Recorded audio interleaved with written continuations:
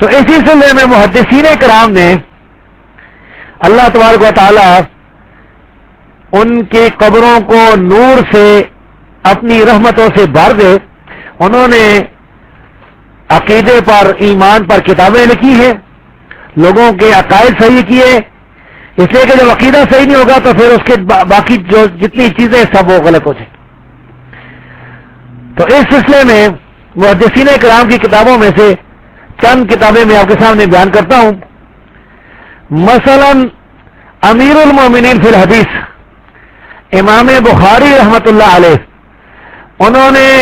ایک کتاب لکھی ہے جس کا نام ہے خلق و افعال العباد، اور یہ تحقیق سے چھپ چکی ہے۔ اسی طرح امام احمد بن حنبل نے اور دوسرے علماء نے بھی عقائد پر کتابیں لکھی ہیں۔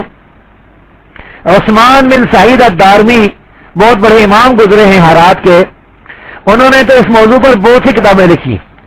جن میں سے رد الامام الدارمی علی بشر المریسی العنید اور دوسری کتابیں۔ اسی طرح امام دارمی کی ایک اور کتاب ہے الرد علی الجہمیہ۔ اسی طرح ان کے بعد آنے والے جو لوگ ہیں انہوں نے بھی عقائد اور ایمان پر کتابیں لکھی ہیں، جس میں قرآن پاک کی آیات،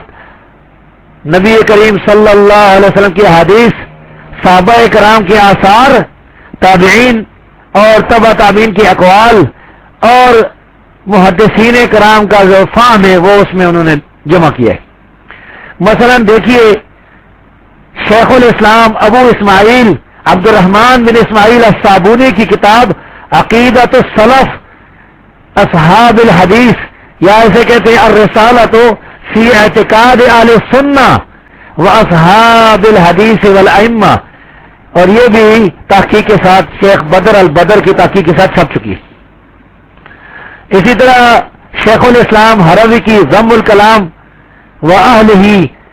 اور دوسری کتابیں جو ہیں عقائد پر لکھی گئی ہیں۔ یہ ذم الکلام جو ہے اس کی کئی جو ہے تحقیقات ہوئی ہیں، اس کے کئی نسخے چھپے ہیں،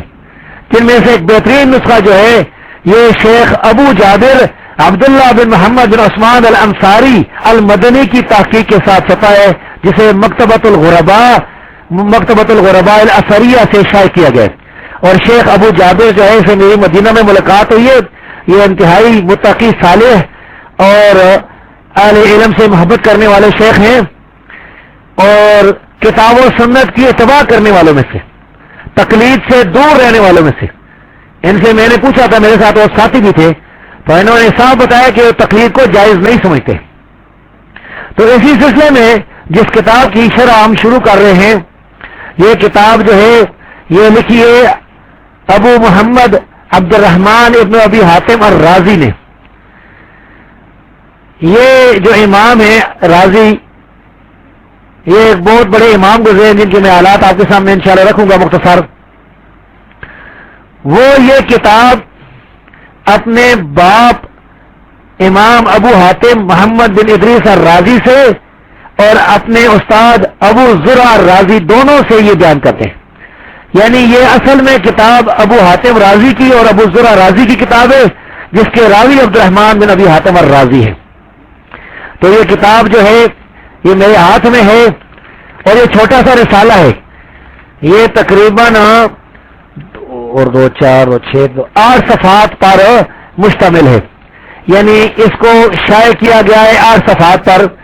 اور اسے شائع کیا گیا ہے الدار السلفیہ مکتبہ ہے، وہاں سے شائع کیا گیا، اور اس کی تحقیق جو ہے وہ کی شیخ محمد عزیر شمس نے۔